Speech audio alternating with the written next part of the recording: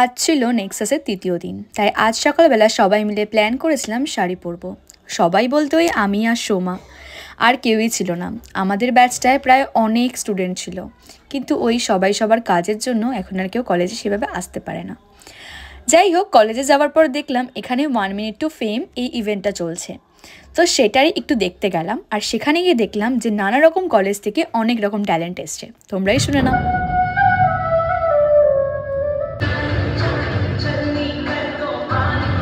তারপর ওখান থেকে ডিরেক্ট চলে গেলাম মাঠে। মাম গেছে কাশিতে আর সোমা আসতে লেট করছিল, তো ওই জন্য আমি একা একাই পুরো ইভেন্টটার মজা নিচ্ছিলাম। আসলে এখানে এখনও কিছু শুরু হয়নি, এখানে জাস্ট টেস্ট চলছে, যেহেতু ব্যান্ড বিকেলে উঠবে ওই জন্য।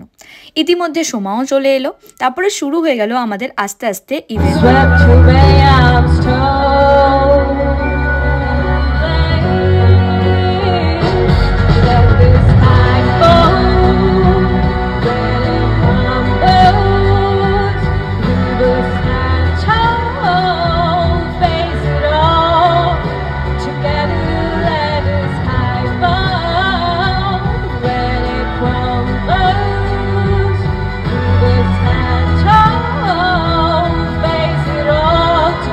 শানুও অফিস থেকে ছুটি হয়ে যাওয়ার পরে এখানেই চলে এসেছিল। তারপরে সমস্ত কলেজগুলো আস্তে আস্তে ওদের ডান্স প্রোগ্রামগুলো স্টার্ট হলো, আর ওগুলোই আমরা এনজয় করছিলাম। ব্যান্ডও উঠে গেছিলো তার মধ্যে, আর আমিও এর মাঝখানে ড্রেসটা একবার চেঞ্জ করে নিয়েছিলাম, কিন্তু ড্রেসটা যেহেতু আমি বাড়ি দিয়ে পরে একবার দেখিনি, তাই জন্য আমার একটু প্রবলেম হচ্ছিলো বলে আমি আবার শাড়ি পরে নিই। তো এই করতে করতে শুরু হয়ে গেল সুন্দর সুন্দর ডান্স, আর আলাদাই একটা ভালো লাগছিল, কারণ এত সুন্দর ডান্স প্রোগ্রামগুলো হচ্ছিল না, ভীষণ। প্রত্যেক কটা কলেজের পারফরমেন্স ভীষণ ভালো ছিল। তারপরে আমরা এখানে গুটি কয়েকজন মানুষ ছিলাম। এখানে আমাদের হাফেরও হাফ লোক রয়েছে, অর্ধেকজন বলতে পারো মিসিংই। তো আমরা সবাই মিলে একটু ফটোশ্যুট করলাম, আর শানুকে বললাম তুইও আমাকে কয়েকটা ভিডিও শ্যুট করে দে, তো ও আমাকে করে দিচ্ছিলো এই ভিডিও শ্যুটগুলো। আর এই শাড়িটা আমি কালী পুজোর দিন পরেছিলাম, তোমরা দেখেছিলে। আর ব্লাউজটা আমি নিয়েছিলাম হচ্ছে গড়িয়াহাট দিয়ে, শাড়িটাও গড়িয়াহাট দিয়ে নিয়েছিলাম। তো যেহেতু ব্লাউজটা একদিনও পরা হচ্ছিল না, তাই আজকেই পরে নিলাম। আর এবার শুরু হবে আমাদের ডান্স। তো এবার তোমরা মজা নাও, আর আমরা চলো একটু নাচানাচি করে নি। Let's go.